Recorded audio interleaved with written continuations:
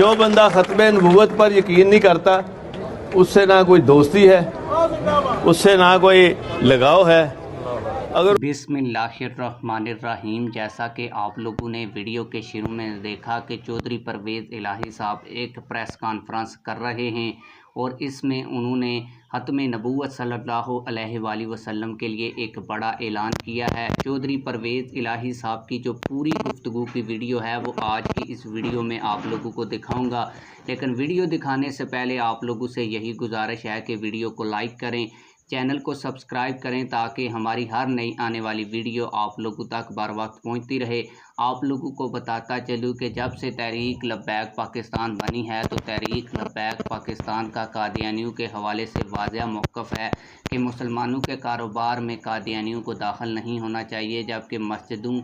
और इसी तरह की जो इबादत गाहें हैं वहाँ पर भी कादियानी जो हैं वो दाखिल नहीं हो सकते और ना ही कादियानी अपनी इबादत गाह को जो है वो मुसलमानों की मस्जिद की तर्ज पर बना सकते हैं। तो इस हवाले से चौधरी परवेज़ इलाही साहब ने तहरीक लब्बैक पाकिस्तान के मौक़िफ़ की हमायत करते हुए तहरीक लब्बैक पाकिस्तान के मौक़िफ़ पर वो डट खड़े हुए हैं और उन्होंने बड़ा ऐलान किया है। आइए चौधरी परवेज़ इलाही साहब की पूरी वीडियो देखते हैं।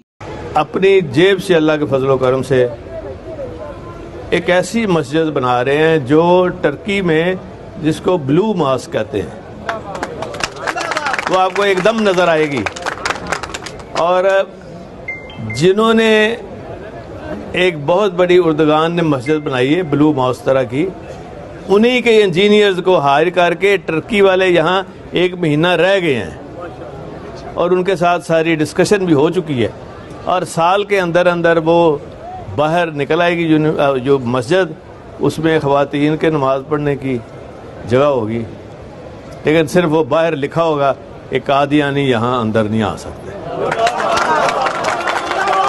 जो बंदा ख़त्म नबूवत पर यकीन नहीं करता उससे ना कोई दोस्ती है,